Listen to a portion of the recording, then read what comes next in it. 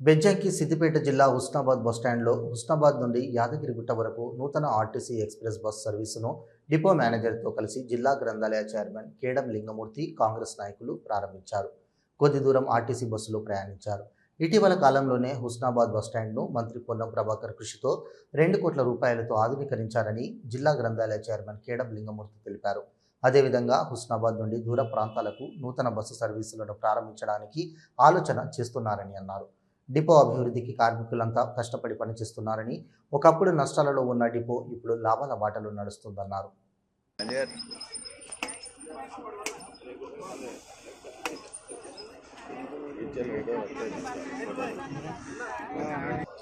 మీ సారే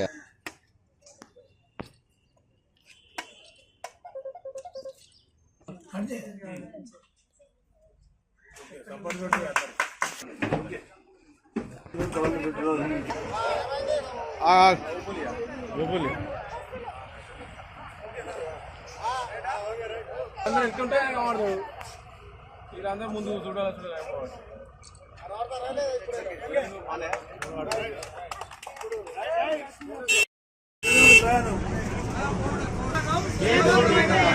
ఆర్టీసీ ప్రయాణం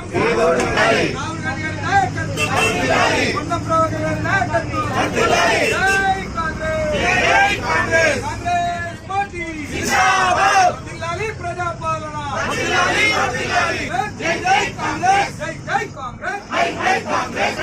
ఆర్టీసీ ప్రయాణం ప్రజాపాలన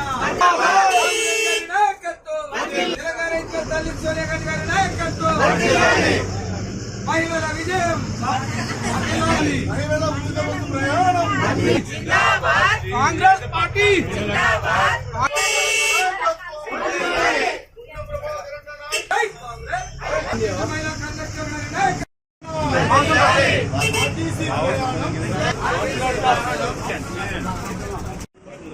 ఈరోజు మన హుస్నాబాద్ డిపో ద్వారా మన శాసనసభ్యులు మంత్రివర్యులు రోడ్డు రవాణా బీసీ సంక్షేమ శాఖ మంత్రివర్యులు సహకారంతో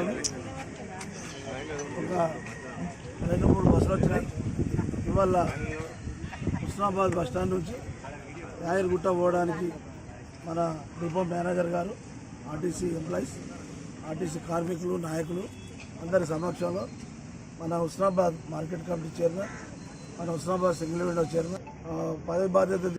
ఈ మధ్యనే హుస్నాబాద్ బస్ స్టేషన్ కూడా ఆధునీకరించి 30-40 సంవత్సరాల తర్వాత కొత్తగా ఒక బస్టాండ్ మనం ఏర్పాటు చేసి ఆ బస్టాండ్ కూడా మంత్రివర్యులు, కలెక్టర్ గారు, మన ఆర్ఎం గారు వాళ్ళంతా వచ్చారు, ఓపెన్ చేయడం జరిగింది.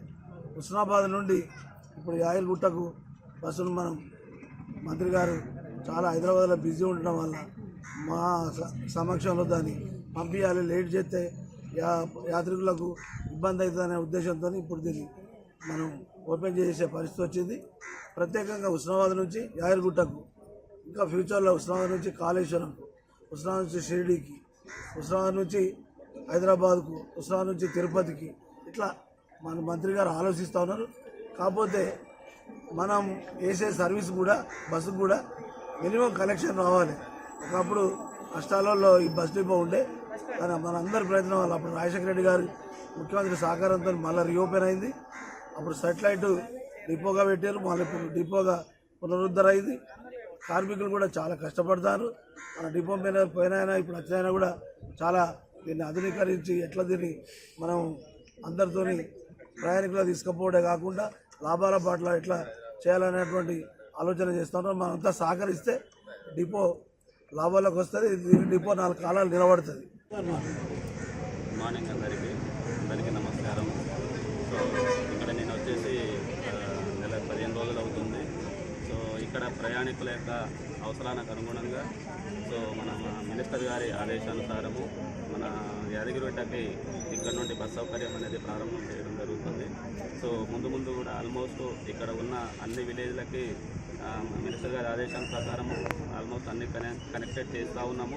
ఇంకా ముందు కూడా ఎక్కడైనా 1-2 ఏమైనా అవకాశం ఉంటే సార్ యొక్క ఆదేశాల ప్రకారము ఆ అన్కనెక్టెడ్ విలేజ్ ఏమైనా ఉంటే అవి కూడా పరిశీలన చూసి అవి కూడా కనెక్ట్ చేయడానికి మేము ముందుకు వస్తాము.